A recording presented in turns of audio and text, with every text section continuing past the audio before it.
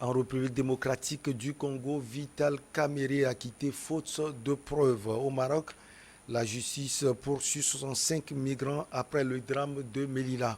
Et puis aux États-Unis d'Amérique, la Cour suprême annule un arrêt qui garantissait le droit de l'avortement. Notre invité est Maître Éric Emmanuel Sosa, célèbre avocat au barreau du Togo. Bonjour Maître, vous allez bien? Très bien, merci. La justice congolaise a acquitté jeudi Vital Kamerhe, l'ancien directeur de cabinet du président congolais Félix Antoine Tshisekedi, condamné en première instance pour détournement de plusieurs dizaines de millions de dollars dans le cadre d'un programme d'urgence du chef de l'État. Maître Éric Emmanuel Sosa, tout ça pour ça. Oui, je comprends la déception que d'aucuns peuvent ressentir à l'annonce de ce verdict. Bon, il n'est pas toujours aisé de commenter, et ni de bon ton d'ailleurs, de commenter une décision de justice, mais s'agissant d'œuvres humaines avec des conséquences sociopolitiques graves, il est important de rappeler un certain nombre de petites choses. Dans cette affaire, attention, il ne faut pas faire masse de tout en disant que Vital Kamerhe a été blanchi. C'est pas ça. La Cour s'est prononcée sur des questions de procédure. La procédure est importante et elle est souvent jumelle du fond. Mais ici, c'est uniquement sur des questions de procédure que l'acquittement a été prononcé. Pour éviter de parler du fond. Alors, certains sont allés très vite en besogne en disant qu'il s'agit d'une décision politique. Je ne m'inscris pas du tout dans cette logique. Ce que je voudrais dire, c'est quand même que ça commence à faire beaucoup et ça commence à poser beaucoup de problèmes par rapport à la RDC, le pays dont il s'agit. Voilà un pays qui, en tout point, doit être un pays éminemment respectable, parce que c'est un géant d'Afrique, et toute l'Afrique doit veiller à ce que ce pays nous représente avec un peu plus de dignité. On a vu il n'y a pas longtemps, il y a 4 mois, l'ancien Premier ministre Matata Ponyo Oui. a également été complètement déchargé de toute accusation en justice, sous prétexte qu'on n'a pas trouvé la juridiction compétente pour connaître des faits qui lui sont reprochés. Dans un pays comme la RDC, on n'a pas trouvé la juridiction compétente pour juger des faits de détournement massif de deniers publics. Il n'y a pas de juge compétent. Ça veut dire qu'en clair, alors qu'on prétend fonder la légitimité de son mandat sur la lutte contre la corruption, on est en train de vivre là pour une deuxième fois, sous le mandat de M. Tshisekedi, 2 acquittements, mais retentissants, et qui discréditent absolument toute l'action politique elle-même. Quelle leçon voulez-vous donner et quel message vous envoyez à la population si on doit considérer que parce qu'on est un homme politique, on doit être immensément riche et que parce qu'on est un homme politique, on doit absolument être hors des radars de la justice? Quelle leçon on envoie? C'est ça qui me pose le plus problème dans ces 2 décisions. Et celle-là m'intrigue davantage parce que finalement, on ne sait pas où sont passés les 400 millions de dollars. On ne parle pas de monnaie CFA par exemple. de francs CFA ou de monnaie locale, non, de dollars. Ça veut dire en fait suffisamment d'argent pour, par exemple, le programme du Congo pour l'agriculture reçoit une dotation par an de 50 millions de dollars. Alors 400 millions de dollars qui disparaissent, ça veut dire que pour 8 ans, on aurait pu financer le programme de l'agriculture, le plan de développement agraire du Congo. Je ne parle pas du nombre d'écoles qu'on aurait pu construire, ni du nombre d'hôpitaux qu'on aurait pu réaliser. Et on nous dit, ce n'est pas grave, cet argent s'est volatilisé, on ne sait pas qui l'a pris. Vous vous rendez compte à quel point c'est grave? Je veux dire, je me fous de savoir que c'est M. Kamerhe ou un autre. Mais qu'on nous dise que ça peut se passer dans un pays comme la RDC et que personne ne sache où Et comment 400 millions peuvent disparaître des caisses de l'État? Ça pose un énorme problème. Vous savez, ça a emmené un jour un homme que j'aime beaucoup, Jeffrey Sachs, qui parlait de la RDC et qui posait la question. C'était au G20 il y a 2 ans à peu près. Il dit Why don't you govern properly? What's wrong with you? Quel est votre problème? Pourquoi vous ne pouvez pas gouverner comme il faut? Gouverner comme il faut, c'est aussi savoir, quand il y a de l'argent public quelque part, qu'il faut utiliser cet argent public aux fins pour lesquelles il a été généré ou il a été mis à disposition. Mis à disposition de qui? Mais à chaque fois des agents de l'administration pour servir quelles fins? Les fins d'utilité publique. Donc, quand on nous dit qu'on peut le détourner et que finalement on ne trouvera pas de juge pour vous juger, ou alors par des pirouettes procédurales, on va tout faire pour assurer aux hommes politiques l'impunité, et aussitôt qu'ils sortent de l'opprobre de Il va l'accusation, rencontrer le président. voilà, on se fait des accolades, bienvenue mon frère, Bienvenue, mon alors frère. politique Vital, as ça va? usual, et puis voilà, donc maintenant, allez, on va parler avenir. L'avenir, c'est le plan pour l'année prochaine, puisque en 2023, il était question d'un accord pour que ce soit le tour de Vital Kamerhe. Alors, vous vous rendez compte, ça rend tout ça nauséabond. Alors, Maître, Voilà mon problème. On parle de manque de preuves, de preuves matérielles surtout. Vous pensez que c'est la justice qui n'arrive pas à faire son travail en profondeur, ou bien quelque part il y a l'influence du pouvoir Ça fait exécutif? partie de ce que je disais tout à l'heure. Quand on a un fait de détournement de deniers publics avéré, parce que l'argent a disparu, il faut doter la justice et la police judiciaire des moyens suffisants pour pouvoir investiguer et trouver les traces de cet argent. Surtout quand on sait que on nous dit 20 millions ont été sortis directement en espèces. Mais il faut bien que quelqu'un signe le bordereau de sortie, enfin que quelqu'un signe le paiement. Vous comprenez ce que je veux dire? Alors, quelqu'un a dû signer. Qui?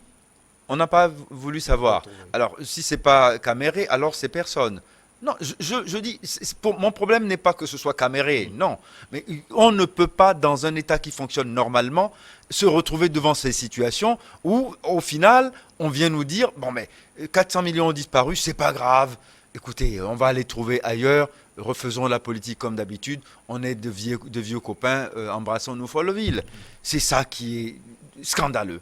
C'est en soi, l'acquittement d'un homme, quel qu'il soit, est un triomphe pour sa défense. C'est parce que s'il est innocemment accusé et qu'il est acquitté, c'est un triomphe de la justice elle-même. D'accord? Mais si il y a des indices sérieux que cette personne fût éventuellement coupable, d'accord? Je dis encore éventuellement, ça veut dire le bénéfice du doute doit jouer tout le temps. La présomption d'innocence, pareil, de façon implacable, on doit toujours l'appliquer. Mais si, sous le bénéfice de la présomption d'innocence, on ne peut pas quand même savoir comment de l'argent public a disparu à cette hauteur, c'est que vraiment, il y a un problème de management, il y a un problème de gouvernance, et c'est ce problème-là qu'il faut voir, et ça veut dire qu'il ne faut plus élire les mêmes. Il ne faut plus élire les mêmes. Ceux qui sont incapables de retrouver, 400 millions de dollars dans les caisses de l'État, il ne faut plus les élire parce qu'ils sont indignes. Alors, Maître, l'ancien président de l'Assemblée nationale de la RDC ajoute: la justice a réparé son injustice et la vérité a triomphé sur les mensonges. Alors, l'avenir de Vital Kamerhe, surtout politiquement, comment vous le voyez? Écoutez, personnellement, bon, ils vont faire comme d'habitude. Ils vont lui trouver une place. Puis c'est ça le problème. Ce sont des gens qui n'ont rien fait de leur vie en dehors de la politique et qui sont immensément riches et qui donnent comme message à la jeunesse que venez en politique, il y a de l'argent à prendre et quand vous prenez de l'argent public, il ne vous arrivera rien. Alors, je ne lui souhaite pas de réussir comme ça, hein. Personnellement, non, son avenir politique, sincèrement, je préfère que ce soit d'autres politiciens qui gèrent l'État congolais, plutôt que de trouver encore un avenir à des gens comme ça. C'est pas possible. Ces gens-là ne sont pas les amis du peuple. Ils ne sont pas les amis des peuples d'Afrique. Et vous l'aviez dit, si ce n'est pas Vital Kamerhe, peut-être qu'on va chercher le fautif. Un bouc émissaire, peut-être. Ben oui, mais il faut qu'on sache qui sont les responsables et qu'on applique la loi comme il faut. Mais qu'on ne me dise pas qu'il y a des millions qui sont allés sur des comptes en Europe dans le même temps, qui ont été envoyés, virés par les gens de l'entourage de M. Kamerhe, que dans le même temps, on a donné des hommes liges à lui, on donné des biens immobiliers à ses enfants, aux enfants de sa femme, etc. Et que tout ça, finalement, ce n'est pas grave, ce n'est pas grand-chose, parce qu'on n'a pas trouvé sa main sur les billets détournés, alors il n'y a pas de preuve. Et plus personne n'ira chercher les preuves. On va dire, allez, on va passer ça par pertes et profits. Allez, le FMI et la Banque mondiale vont encore donner et on va encore détourner. C'est toujours comme ça. Et on va me dire quel est l'avenir politique de ces gens. Mais je ne leur souhaite aucun avenir politique.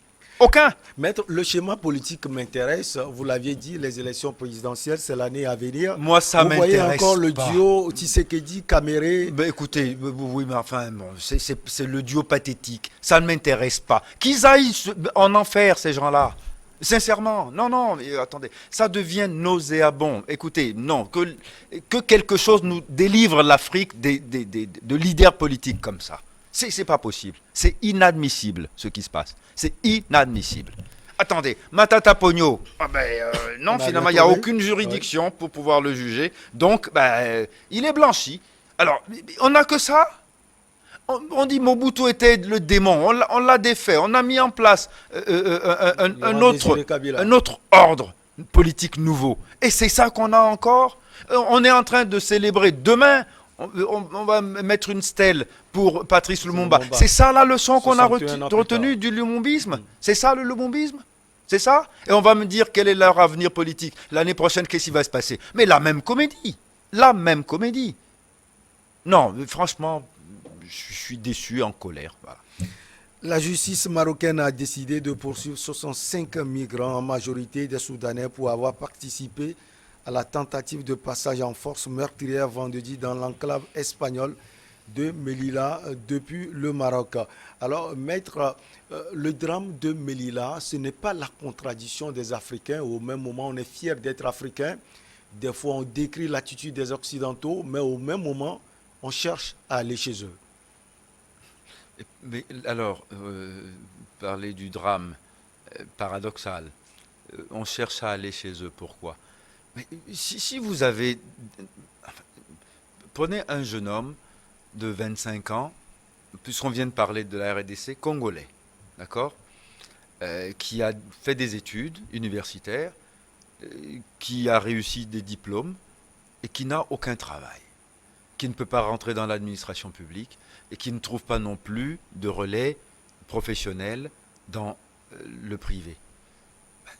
Il peut paraître complètement compréhensible qu'il veuille aller tenter sa chance ailleurs au péril de sa vie. C'est ça ce qui se passe. Donc, les autres disent « on ne veut pas de vous ». Mais nous ne créons pas les conditions pour que les nôtres disent « on est bien chez nous ». Si vous créez tout le temps les conditions du mal-être social, pourquoi voulez-vous que les jeunes soient condamnés à l'enfer toute leur vie? Ils ont le droit de rêver de paradis possible quelque part. Et on aura toujours envie d'ailleurs parce que chez soi, ça ne va pas bien.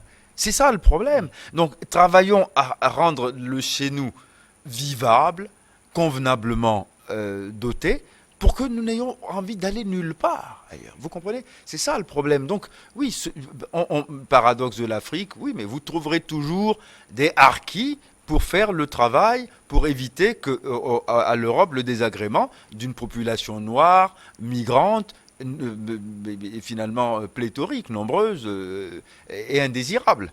Il y aura toujours des harkis pour faire le job.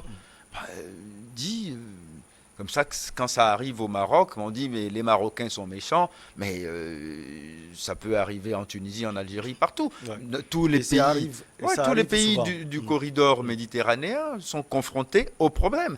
Personne ne veut être tenu pour responsable de la chose. Personne ne veut servir de couloir pour l'accès illégal à l'immigration en Europe. C'est ça le problème. Au même moment, on voit le chef de la commission de l'Union africaine, Moussa Faki Mahamat, dénoncer ce comportement. On voit l'Espagne qui félicite entre griffes le Maroc pour son soutien. Mais que voulez-vous que l'Espagne fasse? Qu'est-ce que vous vouliez qu'elle fasse? L'Espagne veut assurer le résultat que le Maroc lui a permis d'avoir, c'est-à-dire empêcher de toute force que ces gens-là ne viennent sur son territoire.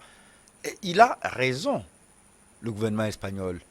Il a raison. Écoutez, si vous ouvrez la porte, vous allez avoir l'engouffrement de plein de gens qui vont se dire mais c'est facile d'y aller, on va y aller. Vous ne pouvez pas empêcher qu'ils aient envie d'y aller.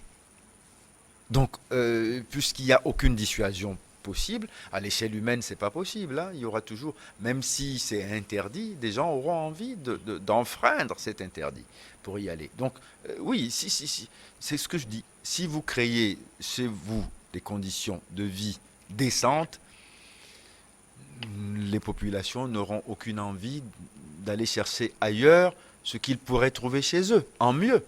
Donc, travaillons à faire de chez nous les paradis possibles, parce que on ne peut pas dire à tout le temps à des enfants que l'Afrique est un continent très riche, alors que nos enfants ne voient jamais la richesse. Ils sont condamnés à la pauvreté. Regardez l'état de nos routes, regardez nos rues, regardez nos écoles, regardez nos hôpitaux. On nous dit, vous êtes le continent le plus riche. Mais ils attendent de voir un peu de retombée de cette richesse. Mais elle ne vient pas. Alors ils vont chercher la richesse des autres. On ne peut pas les condamner pour ça. Mais malheureusement, il n'y a aucune politique cohérente pour retenir les gens. Monsieur Moussa Faki Mahamat, il pourrait, avec tous les chefs d'État avec qui il travaille tous les jours, faire des plans. Mais on a tout fait, le NEPAD. On se rend compte que tout ça, c'est beau sur le papier. Et une fois qu'on est dans le concret, il n'y a rien. Et on trouvera toujours des hommes politiques échappés à la justice, après avoir empiffré des millions, pour venir vous dire que non, mais tout va très bien, puisque nous sommes au pouvoir et nous savons faire correctement les choses. Voilà ce qui se passe. Voilà ce qui se passe. Non, écoutez, nous, il y a plein de gamins qui aimeraient avoir les milliards de M. Kamere. Hein, il ne peut pas les avoir, il préfère aller. Il ne peut pas les voler, il va aller les chercher en Espagne. Sous des fraisiers ou des plants de tomates. C'est ça le problème. Maître, au même moment, on dénonce l'attitude de l'Espagne, du Maroc, j'allais dire. Il décide de poursuivre 65 migrants après ce drame. Quelle est la quintessence de l'action du Maroc selon vous? Écoutez, je ne sais pas quel est exactement le chef de poursuite, mais ça peut très bien être un trouble à l'ordre public parce qu'il y a eu des échauffourées avec la police marocaine, la police des frontières marocaines, et ça peut très bien être séjour illégal. Il y a toute une panoplie, hein. On peut trouver facilement des éléments imputables pénalement à ces gens. Et de là à dire que ce sont des délinquants, non, ce sont des êtres humains en détresse, d'abord.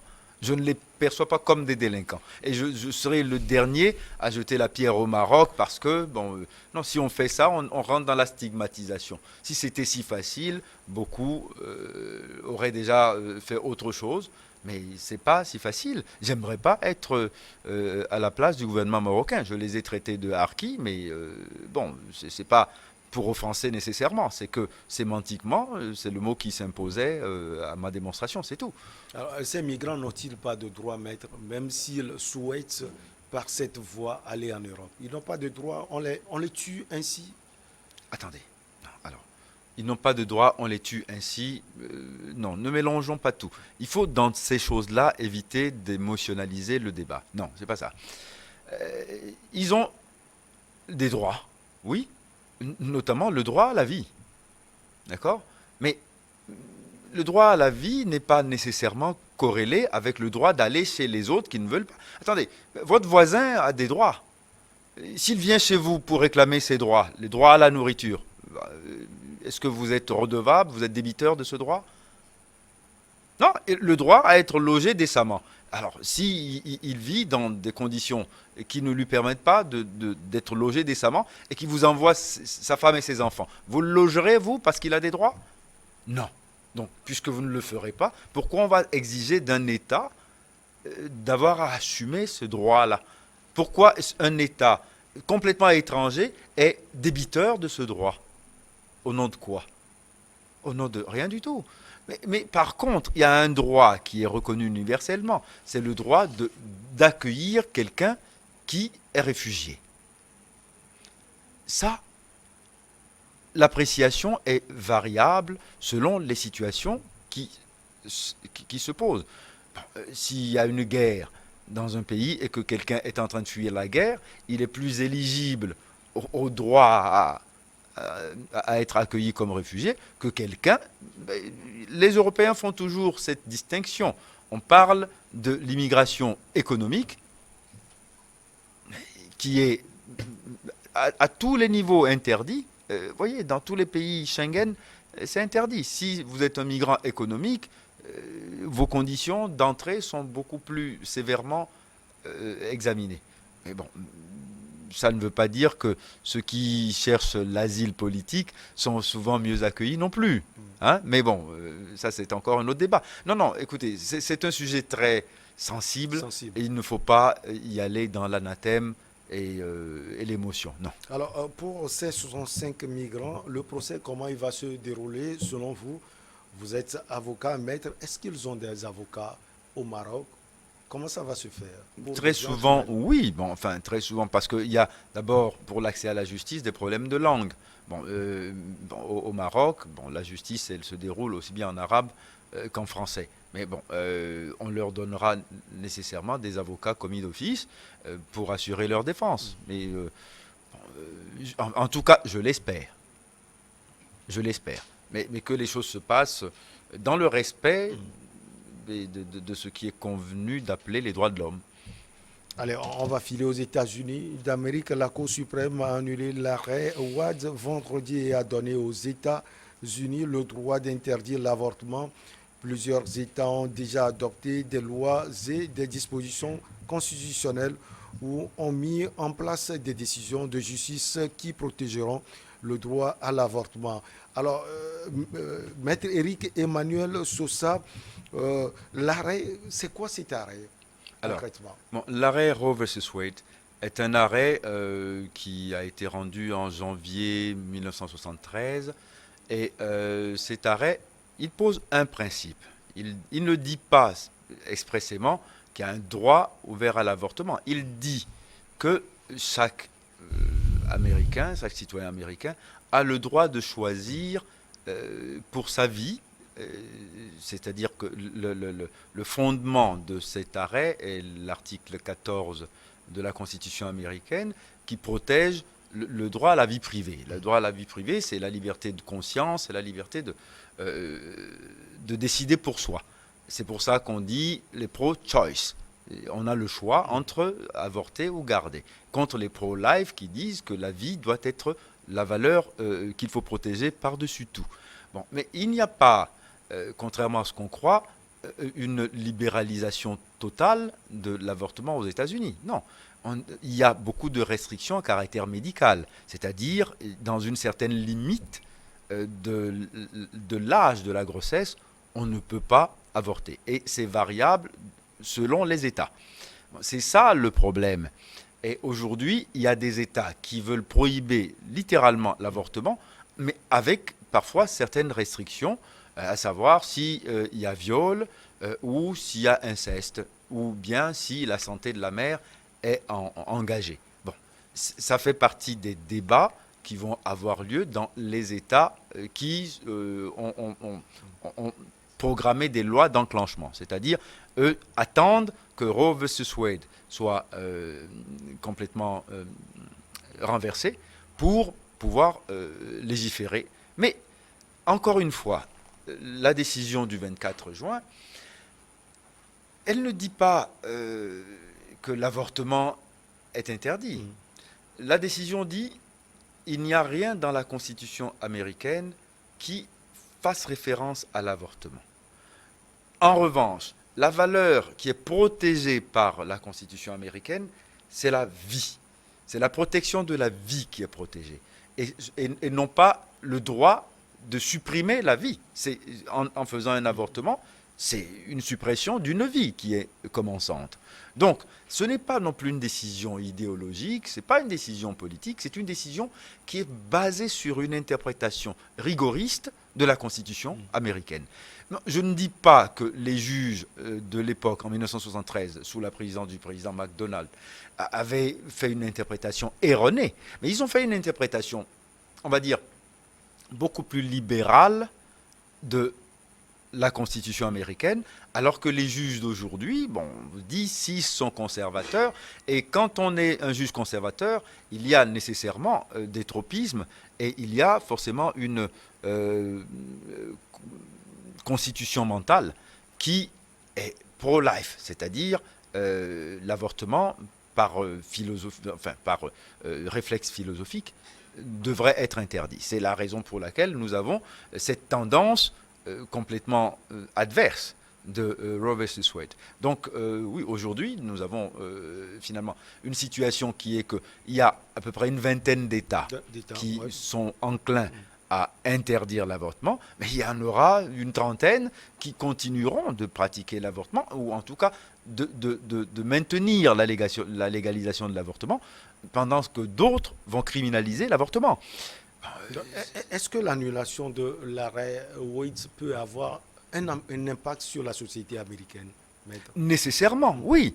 Parce que, vous savez, les personnes qui sont les plus vulnérables par rapport à la problématique de l'avortement, ce sont des gens qui n'ont pas de planning familial, c'est-à-dire les couches les plus pauvres des populations. On les trouve notamment dans les groupes étrangers ou parmi les Américains noirs, qui sont les plus démunis. Donc ce sont eux qui ont des pratiques sexuelles précoces, non protégées, etc.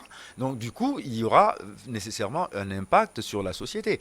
Et quand on n'a pas l'argent pour aller dans un état permissif pour avorter, on va être obligé de supporter des enfants qu'on n'a pas voulu. Donc, c'est un problème aussi. C'est-à-dire qu'en fait, il y a dans la décision politique d'autoriser l'avortement ou pas, des visées natalistes aussi. Bon, donc selon qu'on veut restreindre ou pas la natalité, on autorise ou pas l'avortement. Bon, ça fait partie aussi. C'est-à-dire qu'en fait, il y a nécessairement des conjonctions politiques, philosophiques, religieuses parfois, dans ces décisions juridiques. Il ne faut pas croire. Merci beaucoup à vous, maître Éric Emmanuel Sosa. C'est toujours un plaisir de vous avoir sur ce plateau. C'est égal. Merci. Allez, on marque la pause pour le journal et derrière on reçoit nos invités pour Regard Croisé.